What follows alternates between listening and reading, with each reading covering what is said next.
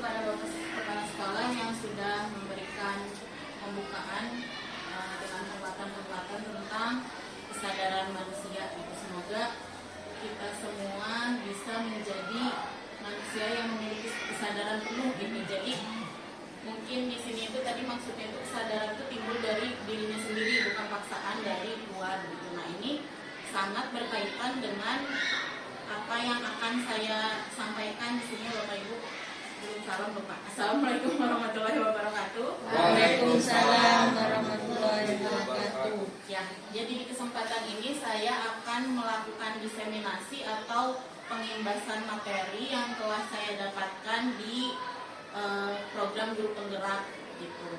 Jadi sekali lagi saya izin berdiri di depan di sini bukan karena saya lebih jagoan, jadi lebih dihormati kata Bapak karena punya kekuatan apa gitu ya, secara umur juga belum, tapi ya mungkin dari badan ya Bu ya. Tapi karena tugas saja ini, takutnya juga nanti ada Pak Kadis kesini bertanya tentang disiplin positif, kita nggak tahu, nanti kan ditanya guru penggeraknya ada nggak gitu, nanti saya yang salah kalau kayak gitu ya. Nah, mudah-mudahan bisa diambil manfaatnya. Kalaupun tidak ke murid-murid, ini tuh menurut saya sangat fleksibel sekali materinya, bisa dipraktekkan ke keluarga kita di rumah, misalnya ke suami, ke istri, atau ke anak-anak kita. Nah, saya mengawali materi ini dengan ayat Al-Quran, yaitu surat Al-Hujurat. Isinya itu sesungguhnya orang-orang yang beriman hanyalah orang-orang yang beriman kepada Allah dan Rasulnya, kemudian mereka tidak ragu-ragu dan mereka berjihad dengan harta dan jiwa mereka pada jalan Allah. Mereka itulah orang-orang yang beriman. Jadi di sini saya menggarisbawahi kata berjihad. Berjihad itu apa Pak? Bersungguh-sungguh atau berjuang mungkin ya Bapak Ibu. Nah, katanya manusia itu kan adalah mujahid di kehidupannya masing-masing gitu ya Bapak Ibu ya. Jadi karena kita guru, jalan kita itu adalah di bidang pendidikan gitu. Jadi kita harus berjuang di bidang pendidikan. Nah, salah satunya kita mendapat materi baru seperti ini kan itu salah satu bentuk dari perjuangan kita juga, cara kita bersungguh-sungguh. Mudah-mudahan ada manfaatnya. Ya, kita awali sesi ini dengan ice breaking. Judulnya Ku Genggam Hartaku gitu Bapak Ibu. Cintaku. Jadi Bapak Ibu silakan berpasangan. Berdua hadap-hadapan aja. Ada si A, ada si B. Ya Bapak Ibu, itu ada suaminya.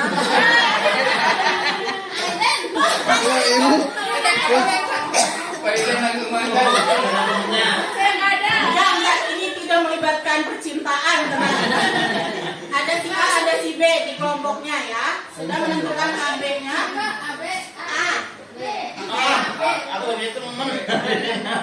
Sudah.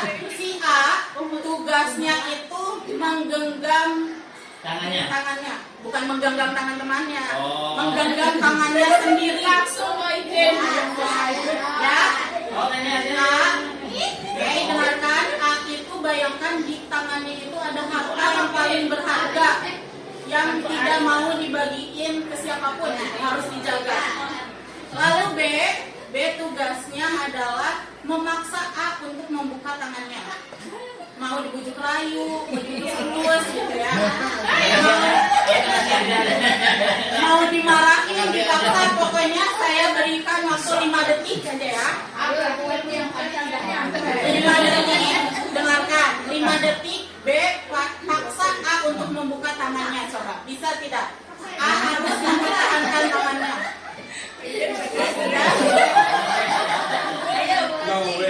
Sudah? Ada yang berhasil membuka tangan temannya? Tidak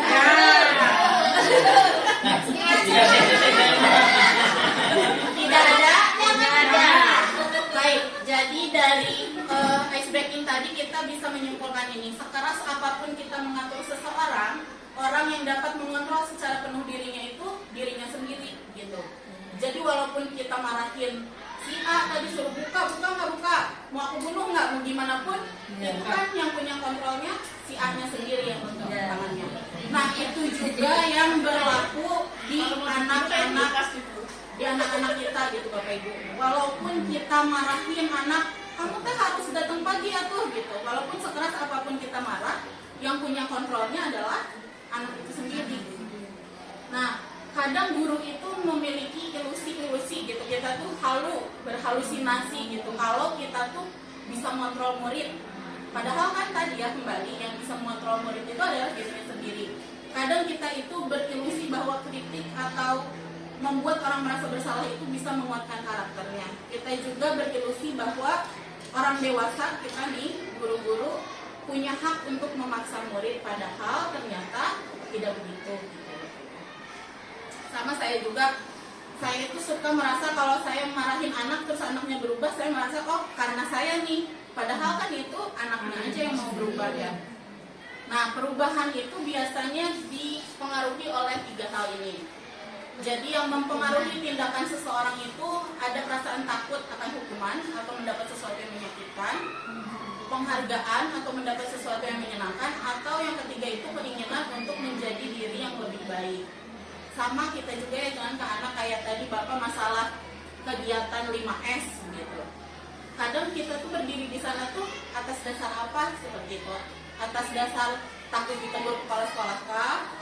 Atau kita pengen dipuji sama guru-guru atau anak-anak kok sih ini mah rajin gitu? Atau apa kita yang menyadari bahwa itu tuh tanggung jawab kita? Kira-kira yang mana yang lebih berpengaruh Bapak Ibu? Takut hukuman. Keinginan untuk menjadi diri yang lebih baik. Yang mana yang keburuk? Yang keburuk mah takut hukuman. Nah. Anak-anak itu anak-anak. Anak-anak itu Iya. Tapi kalau yang takut akan hukuman ini biasanya jangkanya itu hanya pendek karena dia bukan dari dirinya sendiri. Ya, Sama-sama setuju berarti. contoh kemarin yang rokok dia kan ada yang apa gitu kan, hanya sekedar itu takut di situ gitu loh. Iya. Sesudah itu Di terlalu belakang kita mungkin dia merokok lagi benar. Nah itu Kita yang menyadari bahwa itu tuh tanggung jawab kita. Kira-kira yang mana yang lebih berpengaruh Bapak Ibu? Takut hukuman. keinginan untuk menjadi diri yang lebih baik. Yang mana yang keburuk? Yang keburuk mah takut hukuman. Nah. Anak-anak itu anak-anak. Anak-anak itu Iya. Tapi kalau yang takut akan hukuman ini biasanya jangkanya itu hanya pendek karena dia bukan dari dirinya sendiri.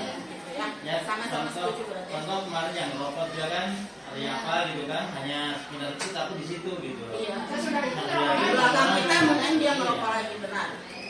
Nah itu berhubungan dengan tadi Pak Dina, kan bisa berubah itu dari diri sendiri.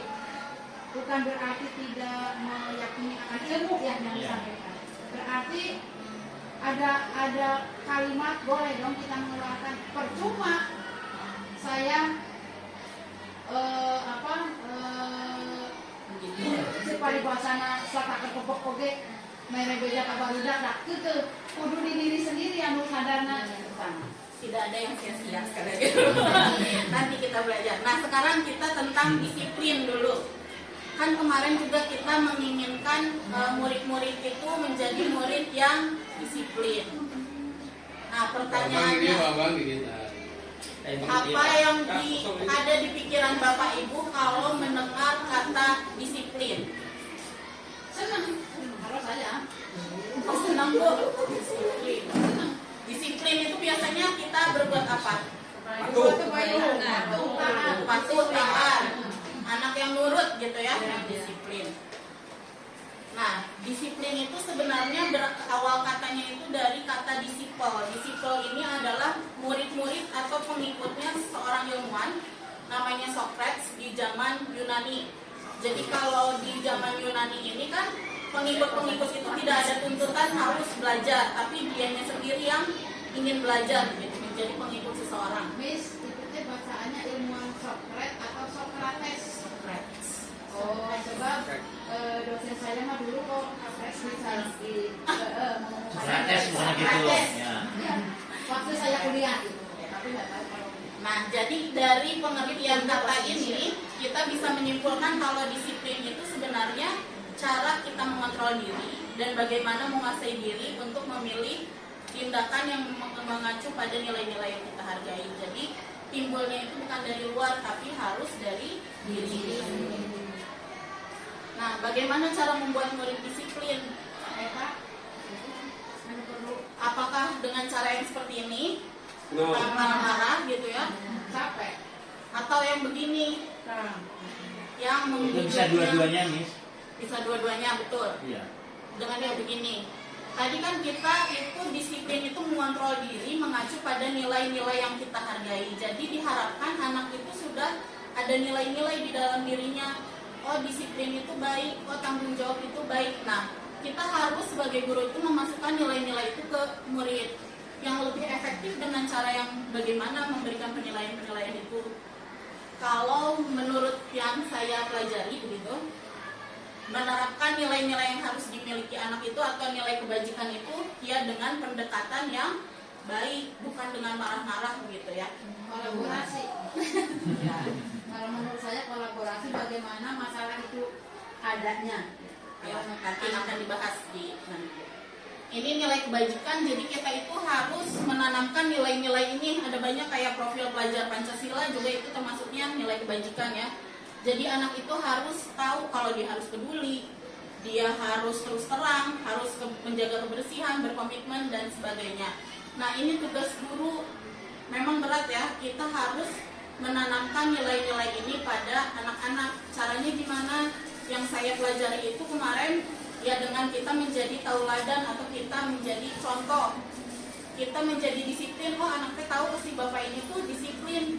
Disiplin teh bagus ininya. Oh, jadi saya juga harus disiplin begitu. Atau kita terus di kelas itu kamu teh harus jadi anak yang disiplin ya.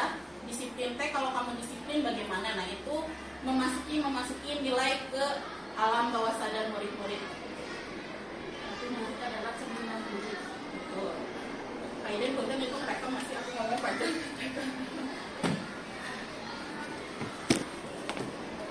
Rekam. Oke. Nah, tadi disiplin itu kan kata ibu kolaborasi ya, ada dengan marah-marah atau dengan baik. Nah, cara menerapkan disiplin itu ada 3.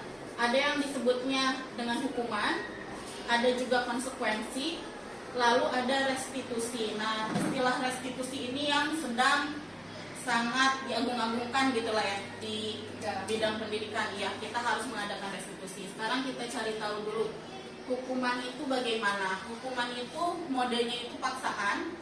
Dampaknya kepada anak menyalahkan diri, anak itu merasa buruk. Lalu hukuman biasanya dibuat satu pihak oleh guru dan efeknya hanya jangka pendek. Ini sifatnya mengontrol anak dengan penguatan negatif. Nah, konsekuensi. Kalau konsekuensi ini modelnya stimulus respon, dampaknya mendorong kepatuhan dibuat oleh guru atau anak, efeknya hanya jangka pendek. Kalau hukuman misalnya kita ambil contohnya kasus telat aja ya, anak telat. Biasanya kita bagaimana? Kalau anak bersih atau lari misalnya. Kamu bersih, kamu lari. Nah, kita sekarang harus melihat dulu modelnya itu paksaan. Dampaknya kepada anak menyalahkan diri, anak itu merasa buruk. Lalu hukuman biasanya dibuat satu pihak oleh guru dan efeknya hanya jangka pendek. Ini sifatnya mengontrol anak dengan penguatan negatif. Nah, konsekuensi. Kalau konsekuensi ini modelnya stimulus respon, dampaknya mendorong kepatuhan dibuat oleh guru atau anak, efeknya hanya jangka pendek. Kalau hukuman misalnya kita ambil contohnya kasus telat aja ya, anak telat. Biasanya kita bagaimana? Kalau bersih atau lari misalnya. Kamu bersih, kamu lari. Nah, kita sekarang harus melihat dulu apakah dengan anak bersih menyelesaikan masalahnya, menyelesaikan keterlambatannya kan sebenarnya tidak ada hubungannya antara itu. Dan yang memutuskan bersih atau lari itu guru, bukan dari anaknya sendiri. Nah, kalau konsekuensi ini ada stimulus respon. Kalau misalnya anak yang terlambat jam 7 kita tutup pagar, anak tidak boleh masuk, nah itu konsekuensi. Jadi anak itu menyadari, oh kalau saya datang terlambat nih pagar udah ditutup, saya nggak bisa masuk gitu. Nah itu juga konsekuensi, tapi efeknya sama, ini juga jangka pendek. Kenapa? Karena tidak dari kesadaran dirinya gitu. Nah, kalau restitusi ini modelnya kontrol diri, dampaknya mendorong disiplin diri, dibuatnya oleh anak, efeknya itu jangka panjang. Kenapa? Karena ya tadi anak itu jadi punya nilai-nilai oh saya itu harus begini, saya itu kalau melakukan kesalahan ini efeknya ini, itu dibuat oleh anak, apa yang harus saya selesaikan. Oke, yang restitusi. Nanti kita akan di selanjutnya, sekarang kita melihat dulu kebutuhan dasar manusia ini ya. Jadi kebutuhan dasar manusia itu ada 5. Yang pertama itu adalah survival atau kebutuhan bertahan hidup. Ada love atau kebutuhan cinta dan kasih sayang. Ada power, kekuasaan. Ada freedom, kebebasan. Ada juga fun, kesenangan. Ini bukan cuma di murid aja ya. Semua manusia kebutuhan 5 dasarnya tuh ini. Kalau ada salah satu kebutuhan dasar yang tidak terpenuhi, maka akan terjadi sesuatu sama kita. Entah kita marah, sedih, melakukan kenakalan, melakukan kejahatan. Itu alasannya pasti karena ada hal-hal ini yang tidak terpenuhi gitu. Nah, survival atau kebutuhan bertahan hidup ini bisa dipenuhinya oleh apa? Dipenuhi oleh kebutuhan dasar manusia yang paling dasar gitu. Makan, minum, tidur. Kalau kebutuhan cinta dan kasih sayang dipenuhinya dengan mendapatkan perhatian. Kebutuhan kekuasaan bisa dipenuhi dengan mendapatkan pencapaian atau berhasil melaksanakan tugas. Kebutuhan akan kebebasan dipenuhinya dengan mendapat kesempatan memilih, bersuara, berpendapat, ini bisa dipenuhi. Lalu kebutuhan kesenangan bisa dipenuhinya dengan melakukan hal yang disukai. Nah ini karena berlaku ke semua orang, kita juga sama, misalnya kita berumah tangga gitu ya, lihat pasangan kita uring-uringan, kita harus berpikir gitu, ini kebutuhan apa yang tidak terpenuhi.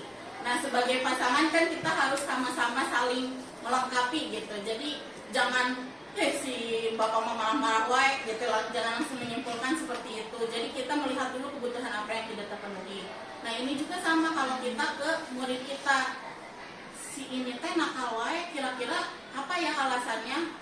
Kita sebagai guru itu tidak boleh langsung menjudge dia memang bohong gitu, nggak boleh langsung gitu.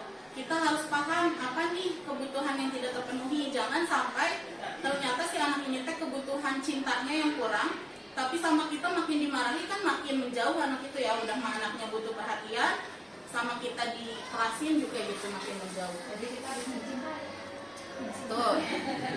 Guru itu harus penuh cinta dan kasih sayang. Nah, sekarang kita analisis kebutuhan dari masalah-masalah ini ya.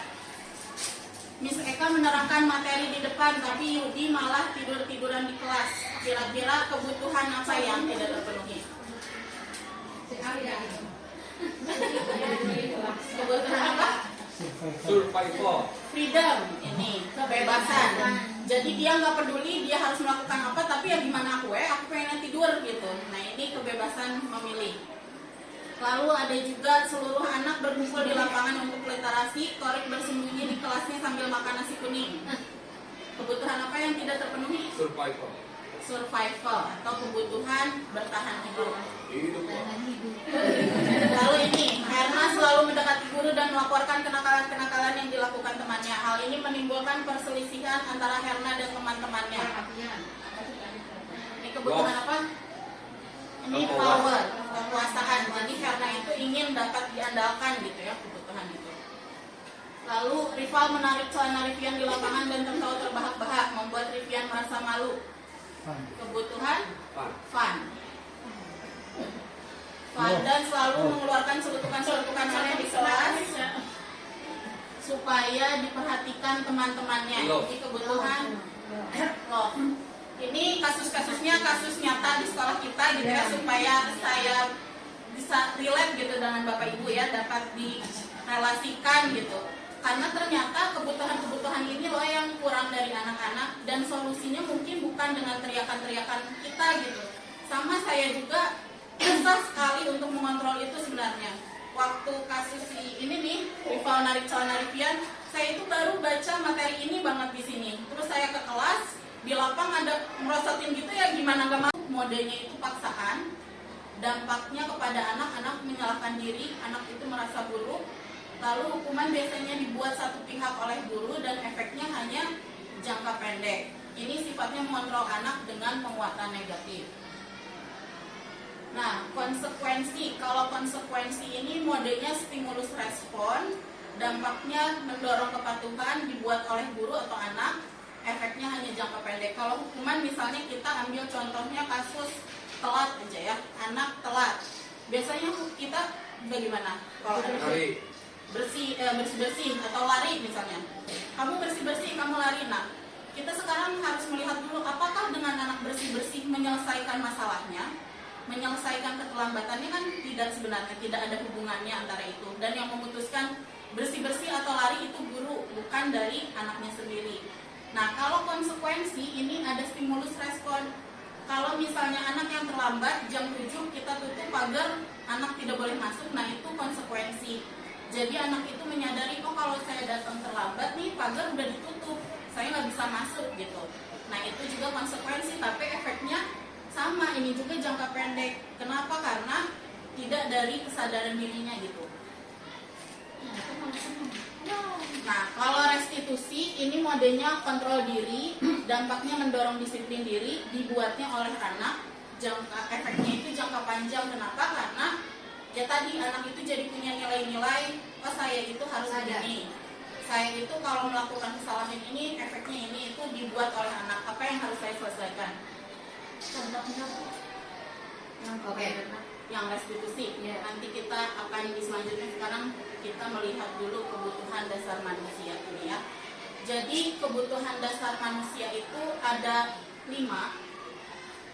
Yang pertama itu adalah survival atau kebutuhan bertahan hidup, ada love atau kebutuhan cinta dan kasih sayang, ada power kekuasaan, ada freedom kebebasan, ada juga fun kesenangan. Ini bukan cuma di murid aja ya, semua manusia kebutuhan 5 dasarnya tuh ini. Kalau ada salah satu kebutuhan dasar yang tidak terpenuhi, maka akan terjadi sesuatu sama kita. Entah kita marah, sedih, melakukan kenakalan, melakukan kejahatan, itu alasannya pasti karena ada hal-hal ini yang tidak terpenuhi gitu. Nah, survival atau kebutuhan bertahan hidup ini bisa dipenuhinya oleh apa? Dipenuhi oleh kebutuhan dasar manusia yang paling dasar gitu. Makan, minum, tidur. Kalau kebutuhan cinta dan kasih sayang dipenuhinya dengan mendapatkan perhatian. Kebutuhan kekuasaan bisa dipenuhi dengan mendapatkan pencapaian atau berhasil melaksanakan tugas. Kebutuhan akan kebebasan dipenuhinya dengan mendapat kesempatan memilih, bersuara, berpendapat, ini bisa dipenuhi. Lalu kebutuhan kesenangan bisa dipenuhinya dengan melakukan hal yang disukai. Nah ini karena berlaku ke semua orang, kita juga sama, misalnya kita berumah tangga gitu ya, lihat pasangan kita uring-uringan, kita harus berpikir gitu, ini kebutuhan apa yang tidak terpenuhi. Nah sebagai pasangan kan kita harus sama-sama saling melengkapi gitu. Jadi jangan si bapak mama marah wae gitu lah, jangan langsung menyimpulkan seperti itu. Jadi kita melihat dulu kebutuhan apa yang tidak terpenuhi. Nah ini juga sama kalau kita ke murid kita, si ini teh nakal wae, kira-kira apa ya alasannya? Kita sebagai guru itu tidak boleh langsung menjudge, dia memang bohong gitu, nggak boleh langsung gitu. Kita harus paham apa nih kebutuhan yang tidak terpenuhi. Jangan sampai ternyata si anak ini teh kebutuhan cintanya yang kurang, tapi sama kita makin dimarahi kan makin menjauh anak itu ya. Udah mah anaknya butuh perhatian, sama kita dikelasin juga gitu makin menjauh. Jadi kita harus mencintai. Betul.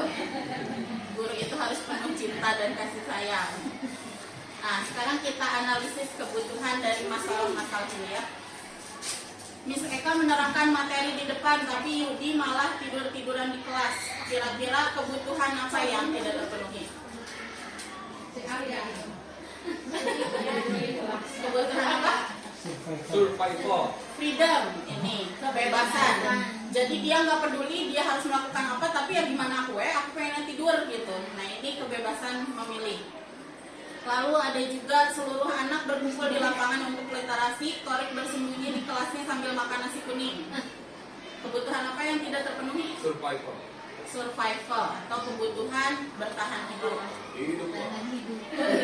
Lalu ini, Herna selalu mendekati guru dan melaporkan kenakalan-kenakalan yang dilakukan temannya. Hal ini menimbulkan perselisihan antara Herna dan teman-temannya. Ini kebutuhan apa? Ini power, kekuasaan. Jadi karena itu ingin dapat diandalkan gitu ya, kebutuhan itu. Lalu rival menarik celana Rivian di lapangan dan tertawa terbahak-bahak, membuat Rivian merasa malu. Kebutuhan fun. Dan selalu mengeluarkan celutukan-celutukan aneh di kelas supaya diperhatikan teman-temannya. Jadi kebutuhan love. Ini kasus-kasusnya kasus nyata di sekolah kita gitu ya, supaya saya bisa relate gitu dengan Bapak Ibu ya, dapat direlasikan gitu. Karena ternyata kebutuhan-kebutuhan ini loh yang kurang dari anak-anak, dan solusinya mungkin bukan dengan teriakan-teriakan kita gitu. Sama saya juga susah sekali untuk mengontrol itu sebenarnya. Waktu kasus ini nih, rival narik celana Rivian, saya itu baru baca materi ini banget di sini. Terus saya ke kelas, di lapang ada merosotin gitu ya, gimana gak mau Ada solusi. ya nanti Bu kita bahas Bu. Tim manajer ini kita melakukan restitusi biasanya. Kita menawarkan kira-kira kamu penyelesaian masalahnya gimana. Biasanya ini posisi manajer. Bu, breaking lagi. Lupa, salah.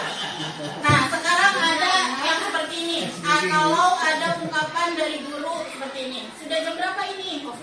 Ibu lihat kamu kesiangan terus, sikat kamar mandi sekarang. Ini posisinya apa? Hukum, betul. Saya juga Bu, sama saya juga. Nah ini hasilnya kemungkinan murid marah, mendendam atau bersifat agresif. Makanya ini sekarang banyak murid berani melawan guru karena mungkin gurunya itu mengambil posisinya sebagai penghukum, pro. Tapi justru kalau murid dulu kan Viva aku gurunya penghukumnya. Nah, Mereka lebih bisa. Nah, saya juga sama menganalisis ini ya, kenapa kalau dulu penghukum itu bisa diterapkan, kenapa kalau sekarang enggak. Kalau menurut pandangan saya mungkin dulu itu zamannya susah gitu. Kalau sekarang kan anak semakin muda ya, kayak kemarin Bu Susi bilang di upacara, dulu makan nasi aja susah. Anak-anak tuh daya juangnya tinggi gitu. Sedangkan makin kesini kita makin eranya teknologi, uangnya tuh, uang yang nggak punya uang sekarang tuh nggak punya uang banget gitu, masih bisa makan. Nah anak-anak itu semakin lemah, mau dikata apa lagi gitu. Memang zamannya makin kesini makin lemah. Bu Susi sama saya aja pasti lemah, saya mentalnya gitu, saya tidak sekuat Bu Susi. Nah mungkin inilah yang mengakibatkan kenapa penghukum itu sudah tidak bisa lagi diterapkan sekarang gitu. Tapi kalau menurut saya tidak ya. Kalau saya punya penilaian itu karena adanya peraturan dari pemerintah yang turun ke bawah yang memang tidak mempedulikan unsur plus minusnya. Jadi mungkin pemerintah, contohnya saya sebagai kesiswaan sebelum ada HAM dan setelah ada HAM itu jauh berbeda saya rasakan. Saya sebelum ada HAM sering saya nyubit orang, ya kan? Nah, tapi tidak bermasalah, orang tua menerima begitu saja karena memang saya mendidik. Tapi setelah ada HAM saya tidak berani itu lakukan karena apa? Memang ada tekanan dari atas ya bapak-bapak. Dan akibatnya anak sekarang ya begini yang saya terima, berani ke guru, berani melawan di kelas juga tidur karena main game aja malamnya. Orang tua dipanggil juga tidak ada dampaknya ke kita. Nah itu ya menurut saya adanya peraturan-peraturan yang memang walaupun kita tidak bisa protes, kita memang tidak bisa protes, tapi menurut saya adanya aturan-aturan yang memang tidak tepat diterapkan di dunia seni. Soalnya mungkin kalau dulu pemerintah itu fokusnya ke ekonomi, sekarang ekonominya sudah cukup stabil, jadi mulai masalah mental yang digarap gitu. Karena banyaknya juga kasus bunuh diri di anak, mungkin jadi ini yang menyebabkan kita makin harus lembut gitu kan. Nah lalu ada juga kasus yang seperti ini, gurunya ngomong, aduh kamu lagi, capek deh ibu, kamu bikin ulah terus, kamu nggak kasihan ya sama ibu. Gimana cara kasih taunya? Itu kamu mengecewakan terus. Itu tadi anak Nista, anak siapa? Ya kamu tadi kalau aku Tadi masih udah si siap. Si Desta. Bukan Desta. Ini si Zikri. Nah kalau kita mengeluarkan kata-kata seperti ini, kita itu sedang mengambil posisi sebagai pembuat rasa bersalah. Jadi kita tuh bilang, ih ibu tuh capek kayak kamu kayak gini. Nah itu si anak jadi akan merasa bersalah, oh aku tuh bikin capek ibu ya. Atau mungkin kata-kata dari kita bukan ke kita tapi kamu nggak kasihan sama bapak kamu, udah mau bapak kamu selesai kerja, kita sering ngomong gitu ya. Nah ini pembuat rasa bersalah posisinya. Efeknya apa?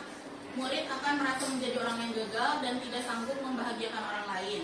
Kadangkala sikap ini lebih berbahaya dari sikap menghukum karena emosi akan tertanam rapat di dalam murid menahan perasaannya. Tapi anak sini kan beda. Tentu Bu, karena perasaan orang tidak ada yang tahu, betul. Nah kita perhatikan lagi. Kayaknya ini cocoknya diomonginnya sama Pak Bambang tadi ya. Kamu lagi, kamu mau melanggar terus, kemarin janji gak mau bantu bapak jadi anak baik. Ya udah sekarang bapak kasih kesempatan lagi ya. Ini biasanya diucapkannya sambil ketawa gitu. Bapak-bapak biasanya yang suka gini. Gitu kan enggak ya? Ini posisi sebagai teman. Perlukah kita menjadi teman untuk murid Bapak Ibu? Suatu ketika perlu, suatu ketika juga harus dari mana itu. Jadi ini Bapak biasanya yang suka gini. Gitu kan enggak ya?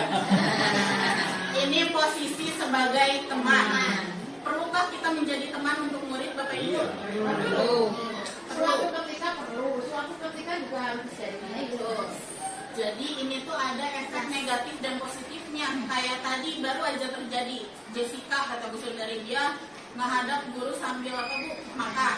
Itu kan tidak sopan ya, tapi karena dia sudah merasa dekat mungkin, jadi dia berperilaku seperti itu. Nah ini efek negatif dari guru sebagai teman. Kalau positifnya kan kita memang harus dekat dengan murid gitu ya. Nah ada juga yang ini. Kamu ingat nggak Bapak bilang tugasnya kumpulkan hari apa? Artinya kamu telat ya. Kamu tahu apa konsekuensi yang kamu dapat karena keterlambatan pengumpulan tugas ini? Ini adalah yang diucapkan oleh guru sebagai pemantau. Jadi dia konsekuensi, lihatnya aturan. Mungkin kalau tugasnya telat, nilainya dikurangi. Konsekuensinya banyak 5.000. Boleh tuh. Nah, kalau dari pemantau hasilnya ini murid memahami konsekuensi yang harus dijalankan karena telah melanggar aturan. Guru tidak juga menunjukkan emosi yang berlebihan, jadi nggak capek juga ke kitanya Bapak Ibu kalau marah-marah kan capek ya. Tapi konsekuensi yang diberikan itu satu pihak. Jadi anaknya terbiasa untuk disuapi gitu. Bukan nggak bagus, tapi kalau selalu begini anak tidak akan mandiri gitu, tidak bisa menyelesaikan masalahnya. Nah, kalau ucapan seperti ini, apakah sikap kamu sesuai dengan keyakinan kelas kita? Apa yang kamu bisa lakukan untuk menyelesaikan permasalahan ini? Ini adalah sikap guru sebagai manajer. Jadi kalau di manajer ini, guru akan mengembalikan tanggung jawab murid untuk mencari jalan keluar dari permasalahannya, sehingga murid akan berlatih menganalisis penyelesaian masalah dan menjadi pribadi yang lebih mandiri. Ini yang namanya restitusi tadi. Nah, restitusi.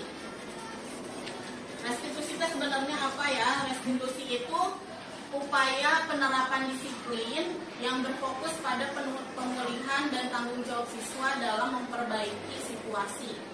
Posisi guru dalam kegiatan restitusi adalah sebagai manajer. Jadi bukan kayak tadi ya, jadi kita tahu nih si anaknya kebutuhan fun tidak terpenuhi, bukan berarti kita tidak menegur sama sekali, tapi cara kita menegur itu bagaimana gitu. Kalau di restitusi ini biasanya kita panggil anaknya, tidak di depan orang-orang menegurnya, kita panggil anaknya lalu kita lakukan langkah-langkah restitusi. Ada yang disebut dengan segitiga restitusi. Ini langkah-langkah restitusi. Yang pertama itu yang paling dasar adalah menstabilkan identitas. Lalu setelah menstabilkan identitas, kita memvalidasi tindakan yang salah, lalu menanyakan keyakinan. Di menstabilkan identitas, apa yang harus kita lakukan? Anak yang melanggar peraturan karena sedang mencoba. Nah, di menstabilkan identitas ini kita harus memahami kalau anak itu melanggar peraturan itu karena ada kebutuhan dasar yang tidak terpenuhi gitu ya. Jadi ini berbenturan. Di menstabilkan identitas, kata-kata ini yang harus kita ucapkan. Jadi kita itu bilang ke anak kalau berbuat salah itu manusiawi. Memang gak apa-apa kamu salah itu namanya semua orang pasti pernah melakukan kesalahan gitu. Nah kita menstabilkan identitas, membuat dirinya nyaman gitu. Ibu juga pernah kok kayak gini, ibu juga pernah kok kesiangan gitu, kita melakukan hal itu. kita bisa menyelesaikan masalah ini, atau Bapak Ibu tidak tertarik mencari yang salah, tapi Bapak Ibu ingin mencari solusi. Atau kita juga bilang kalau ada anak yang marah, kamu boleh marah, ini di tahapan menstabilkan identitas. Lalu yang kedua, kita memvalidasi tindakan yang salah. Menurut teori kontrol, semua tindakan manusia, baik atau buruk, pasti memiliki maksud dan tujuan tertentu. Nah, kita menggali itu alasannya ya. Jadi kita bilang, kamu pasti punya alasan melakukan hal itu. Kamu seneng ya kalau teman kamu ketawa, misalnya. Atau untuk kamu, pulpen kamu itu pasti berharga sekali ya sampai kamu marah kayak gini. Atau kamu lebih percaya diri ya kalau kamu pakai make up di sekolah. Ini kita bukan membenarkan, tapi kita memvalidasi perasaan mereka, pikiran mereka gitu ya. Nah, baru setelah kita menstabilkan identitasnya, kita memvalidasi tindakannya, baru kita bisa memasukkan nilai-nilai yang harus mereka punya atau mengaitkannya dengan keyakinan-keyakinannya. Misalnya, menurut kamu itu sesuai nggak dengan keyakinan kelas kita? Menurut kamu apakah yang kamu lakukan ini sesuai dengan nilai-nilai yang kita percaya? Atau kamu kan mau jadi dokter, menurut kamu kalau telat begini bisa nggak kamu menggapai mimpi kamu? Nah, ini kita tanya ke anak. Jadi memang di restitusi ini kita banyak bertanya ke anak supaya anak itu menemukan sendiri apa salahnya mereka, kira-kira solusinya bagaimana. Nah, ini ada contoh videonya. Kayaknya nanti guru itu Miss berat tingginya naik semua. Nggak boleh ini, nggak boleh. Ya, ini biasa kita udah marah-marah gitu ya, langsung gitu. Kalau marah-marah justru naikin darah tinggi, Pak. Itu karena harus kita kekuatan itu kan gitu ya. Anaknya ada yang maling, ada yang taburan, ada yang gitu. Oke, kita lihat dulu ya contoh video. Dan darah tinggi Ada solusi. ya, nanti kita bahas dulu. Tim manajer ini kita melakukan restitusi biasanya. Kita menawarkan kira-kira kamu penyelesaian masalahnya gimana. Biasanya ini di posisi manajer. Bu, ice breaking lagi. Tapi lupa salah. Nah, sekarang ada yang seperti ini. Kalau ada ungkapan dari guru seperti ini. Sudah jam berapa ini? Ibu lihat kamu kesiangan terus. Sikat kamar mandi sekarang. Ini posisinya apa? Hukum, betul. Saya juga Bu sama. Saya juga. Nah, ini hasilnya kemungkinan murid marah, mendendam atau bersifat agresif. Makanya ini sekarang banyak murid berani melawan guru karena mungkin gurunya itu mengambil posisinya sebagai penghukum, pro. Tapi justru kalau murid dulu kan Viva aku gurunya penghukumnya. Nah, Mereka lebih bisa. Nah, saya juga sama menganalisis ini ya, kenapa kalau dulu penghukum itu bisa diterapkan, kenapa kalau sekarang enggak? Kalau menurut pandangan saya mungkin dulu itu zamannya susah gitu. Kalau sekarang kan anak semakin muda ya, kayak kemarin Bu Susi bilang di upacara, dulu makan nasi aja susah. Anak-anak tuh daya juangnya tinggi gitu. Sedangkan makin kesini kita makin eranya teknologi, uang-uangnya tuh, uang yang nggak punya uang sekarang tuh nggak punya uang banget gitu, masih bisa makan. Nah, anak-anak itu semakin lemah, mau dikata apa lagi gitu. Memang zamannya makin kesini makin lemah. Bu Susi sama saya aja pasti lemah. Saya mentalnya gitu, saya tidak sekuat Bu Susi. Nah, mungkin inilah yang mengakibatkan kenapa penghukum itu sudah tidak bisa lagi diterapkan sekarang gitu. Tapi kalau menurut saya tidak ya. Kalau saya punya penilaian itu karena adanya peraturan dari pemerintah yang turun ke bawah yang memang tidak mempedulikan unsur plus minusnya. Jadi mungkin pemerintah, contohnya saya sebagai perusahaan sebelum ada HAM dan setelah ada HAM itu jauh berbeda saya rasakan. Saya sebelum ada HAM sering saya nyubit orang, anak-anak, ya kan? Nah, tapi tidak bermasalah. Orang tua menerima begitu saja karena memang saya mendidik. Tapi setelah ada HAM, saya tidak berani itu lakukan karena apa? Memang ada tekanan dari atas ya bapaknya.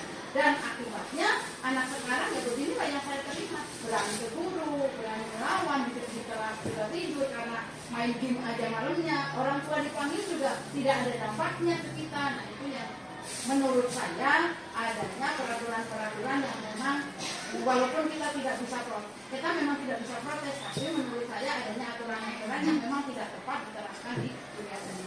Soalnya mungkin kalau dulu pemerintah itu fokusnya ke ekonomi, sekarang ekonominya sudah cukup stabil, jadi mulai masalah mental yang digarap gitu. Karena banyaknya juga kasus bunuh diri di anak, mungkin jadi ini yang menyebabkan kita makin harus ribut gitu kan. Nah lalu ada juga kasus yang seperti ini, gurunya ngomong, aduh kamu lagi capek deh ibu, kamu bikin ulah terus, kamu nggak kasihan ya sama ibu. Gimana cara kasih taunya? Itu kamu mengecewakan terus.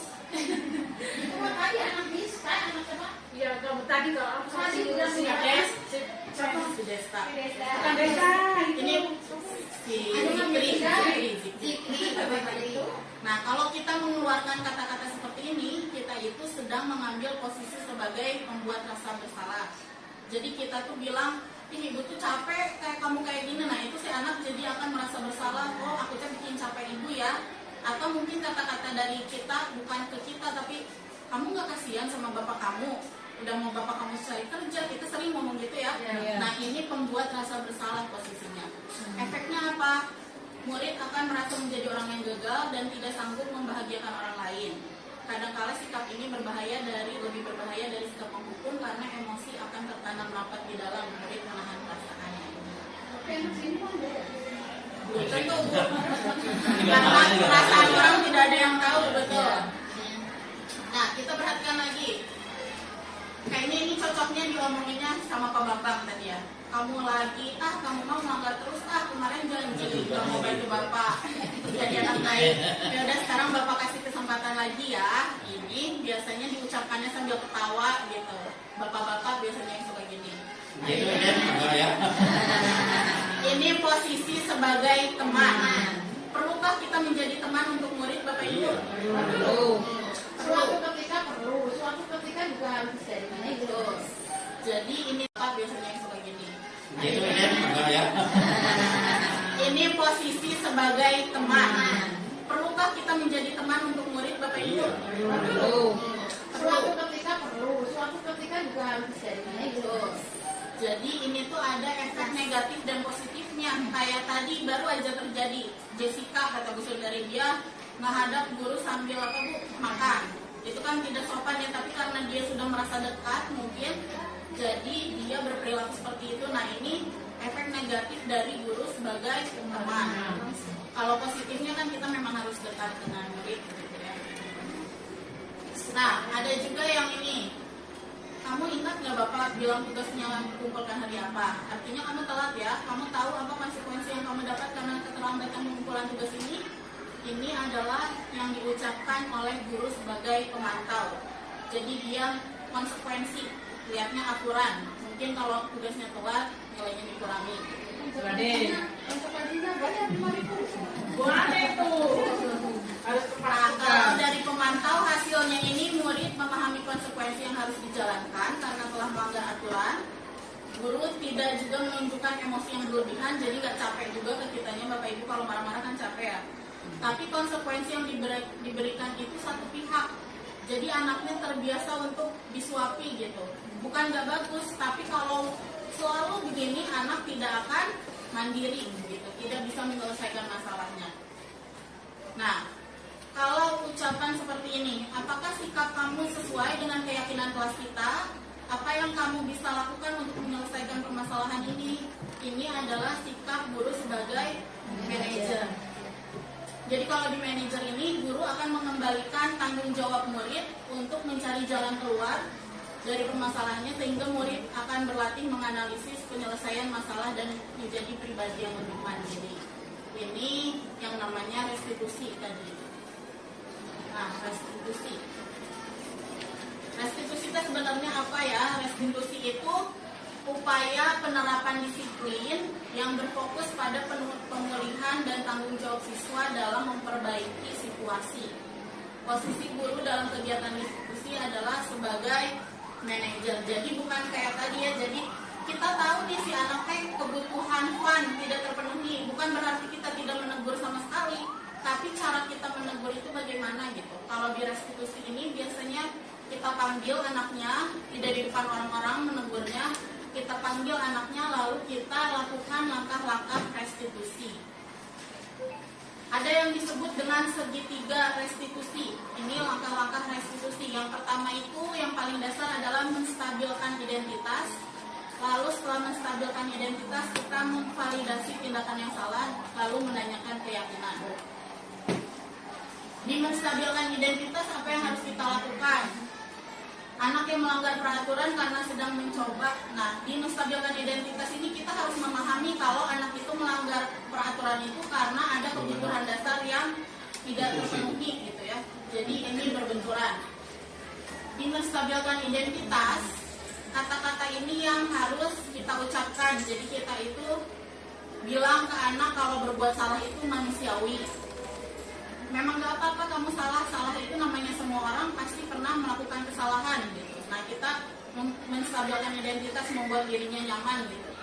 Ibu juga pernah kok kayak gini, ibu juga pernah kok kesiangan gitu. Kita melakukan hal itu.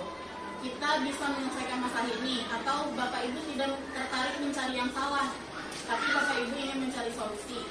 Atau kita juga bilang kalau ada anak yang marah, kamu boleh marah, ini di tahapan menstabilkan identitas. Lalu yang kedua, kita memvalidasi tindakan yang salah. Menurut teori kontrol, semua tindakan manusia, baik atau buruk, pasti memiliki maksud dan tujuan tertentu. Nah, kita menggali itu alasannya ya. Jadi kita bilang, kamu pasti punya alasan melakukan hal itu. Kamu seneng ya kalau teman kamu ketawa, misalnya. Atau untuk kamu pulpen kamu itu pasti berharga sekali ya sampai kamu marah kayak gini.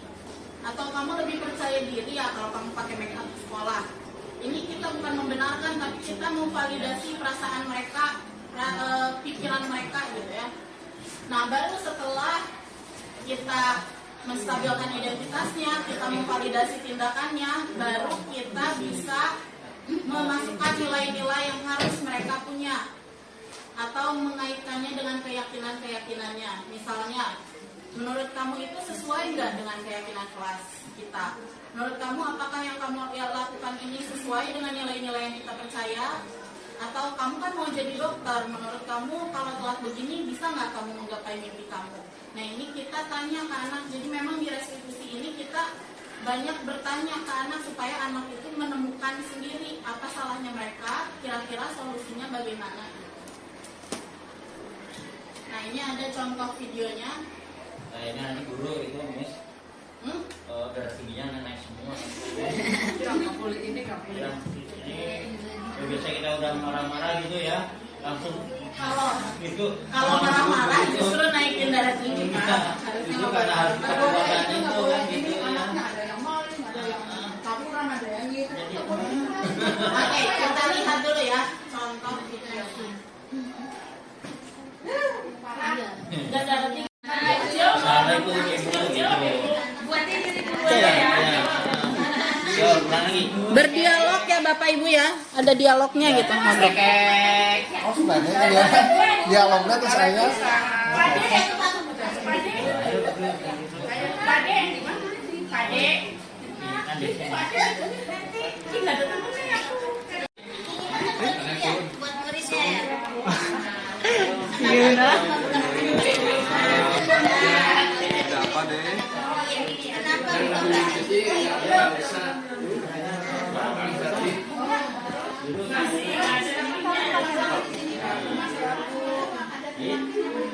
Nyerobot. Ya. Pesan sama kelas yang lain, yang itu ada yang pakai lipstick.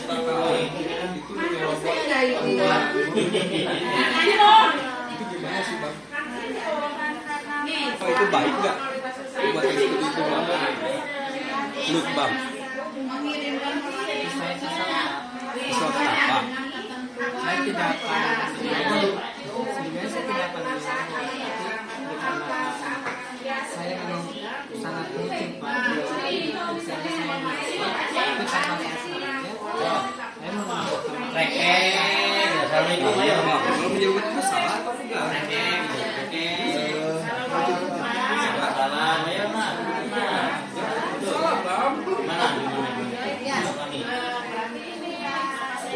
undangan terhadir.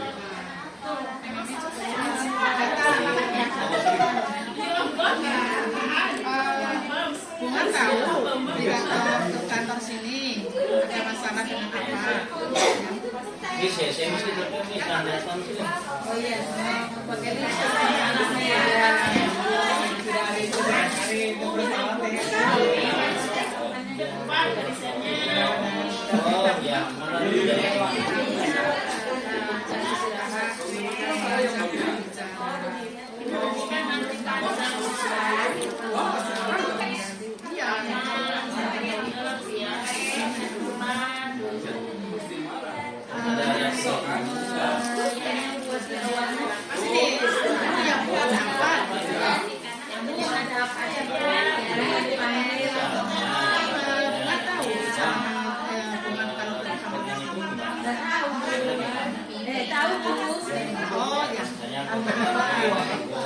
Iya, ini aja.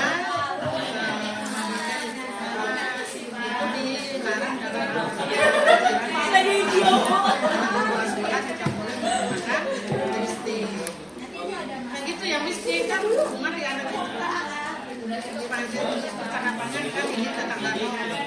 dipanggil. Iya, pura-pura jadi gimana? Kenapa bu saya dipanggil? Karena saya kan tahu nggak Pak Bunga dipanggil itu kan? Iya. Udah kan udah kira kamu datang. Berarti ini cek saja. Iya. Makanya kok galungnya robek. Mana beda. Cek semua kan?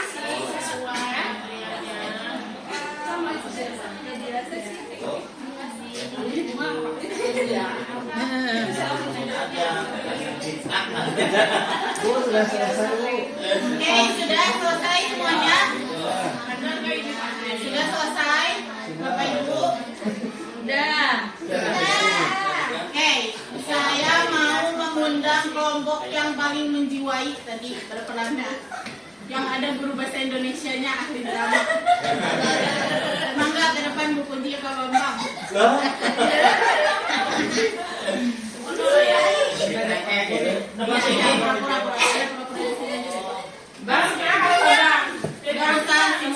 Simulasi pemanggilannya aja.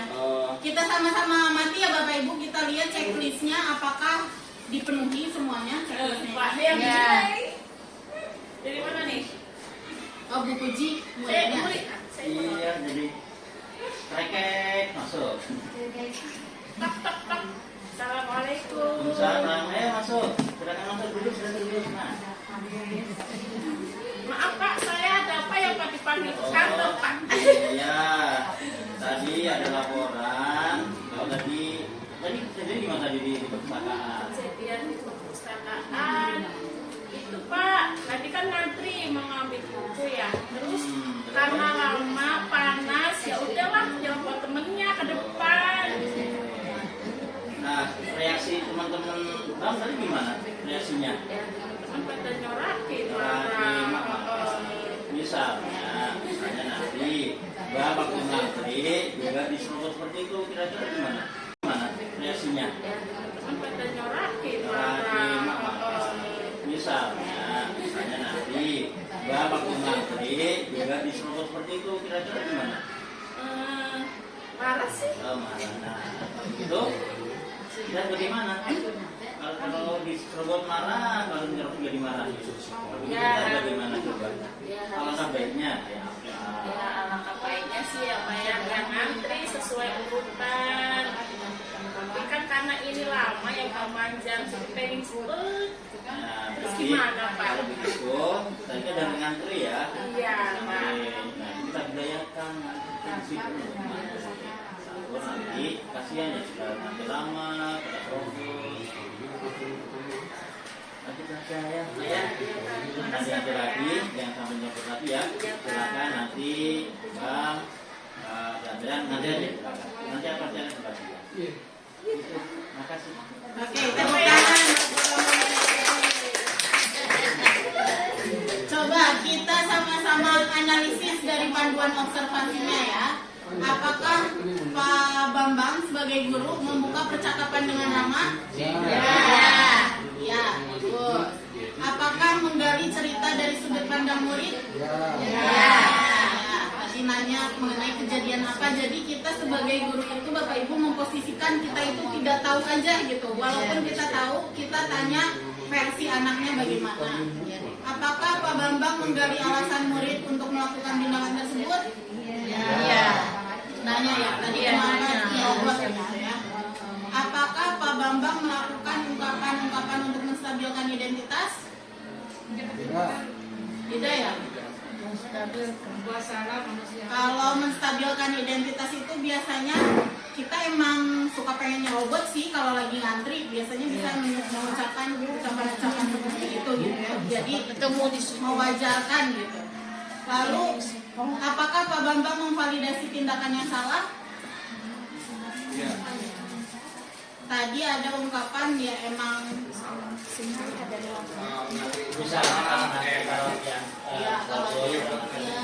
ya diungkapkan ya.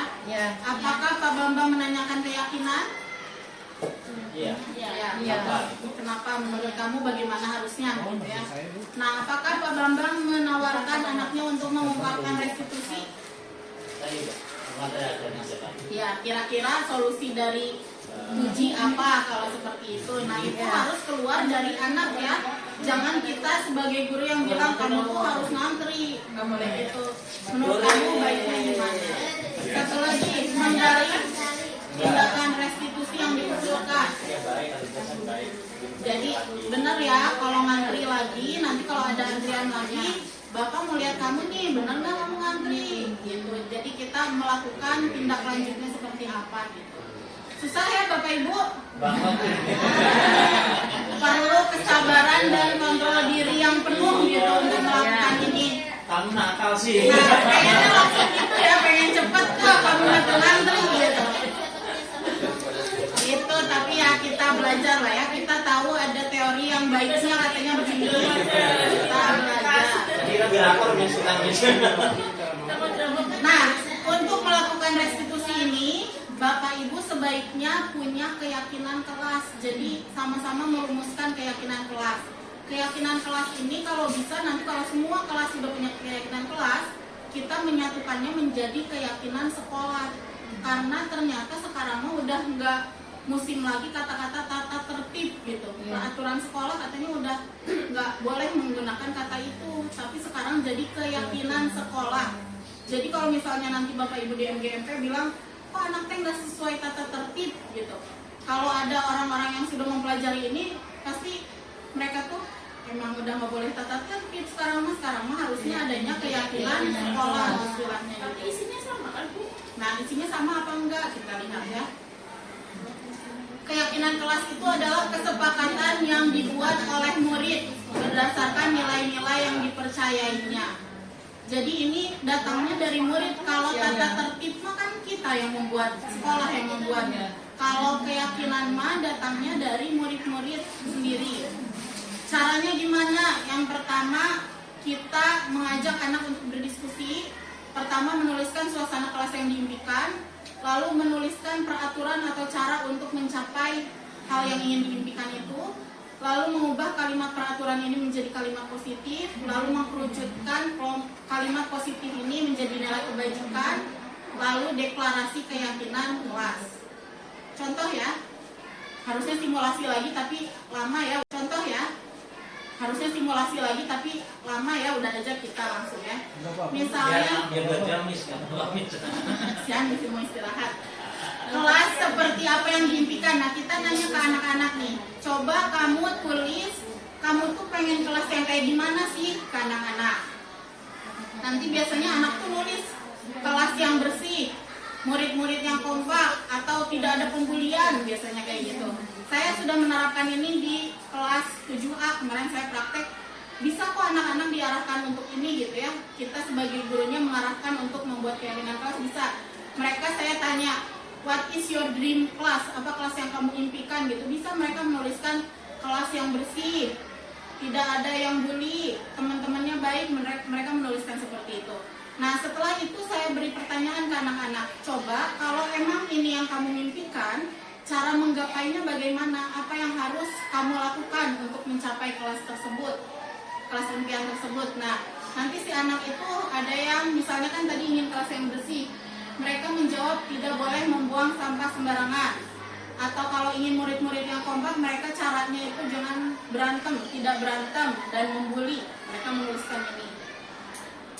Nanti sebagai guru kita membimbing, mengubah kalimat-kalimat ini yang ada tidak-tidaknya menjadi kalimat positif. Kenapa?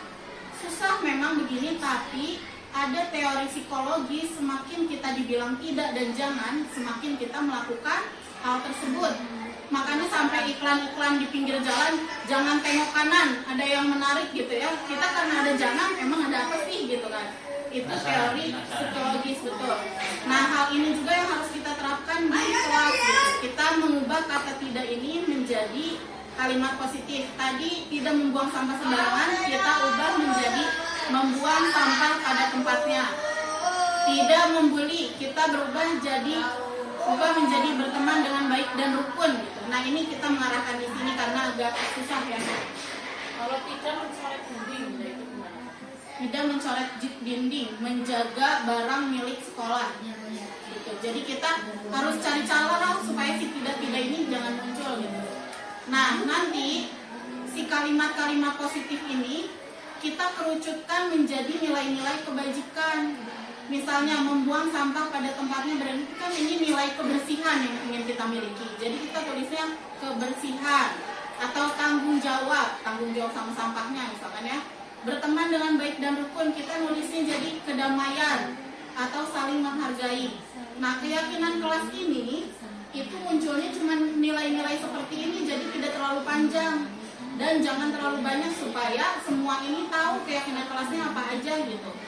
Jadi nanti bisa dibuat keyakinan kelas 7A. 1. Kebersihan, menjaga kebersihan. Atau 2. Bertanggung jawab. 3. Saling menghargai. Cuman seperti itu aja di keyakinan kelas itu. Nah, nanti dari kelas 7A sampai 7D, kelas 8, 9 kita amprokin apa ya? Gabungkan.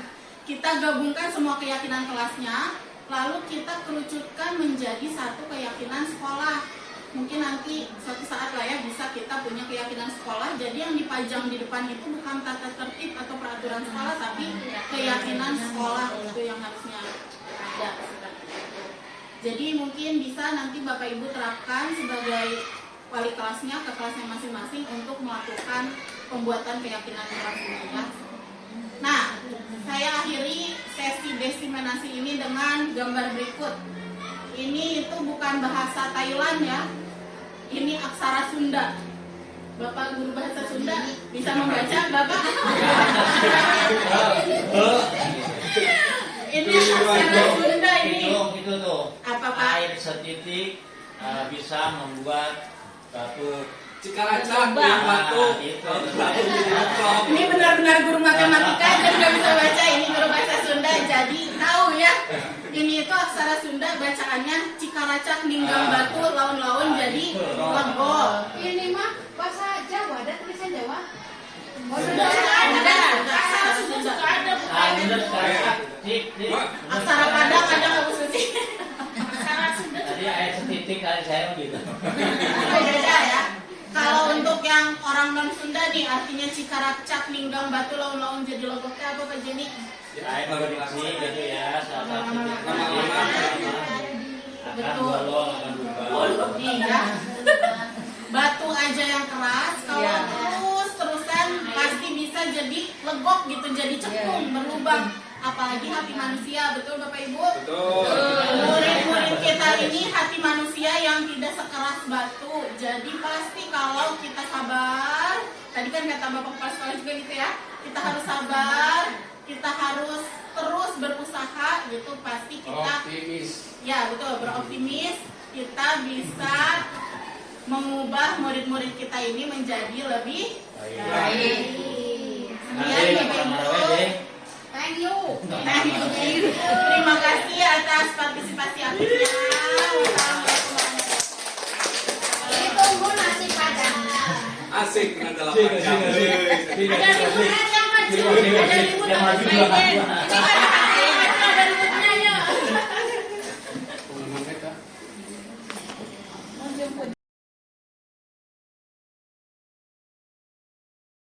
Assalamualaikum warahmatullahi wabarakatuh.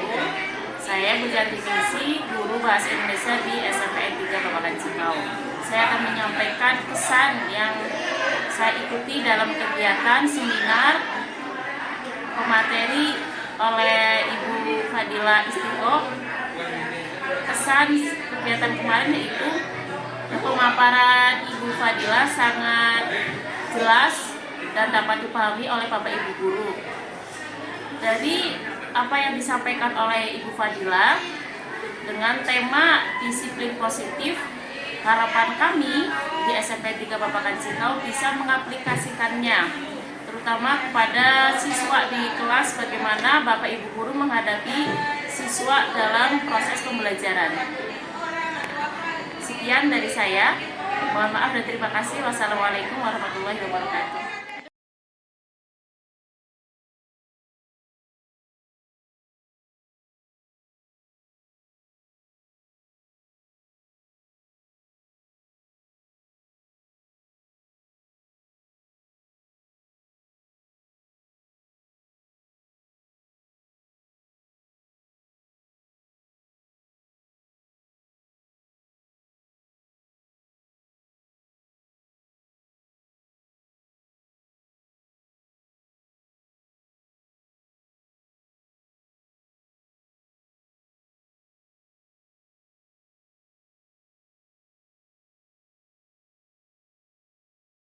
Assalamualaikum warahmatullahi wabarakatuh. Nama saya Maulana Afgan Putra Mandala. Proses pembuatan keyakinan kelas membuat saya merasa didengar dan dilibatkan dalam kesepakatan di kelas. Assalamualaikum warahmatullahi wabarakatuh. Nama saya Pipit Andriani. Saya lebih ingin melaksanakan keyakinan kelas karena ini berasal dari saya dan untuk menggapai apa yang kami cita-citakan.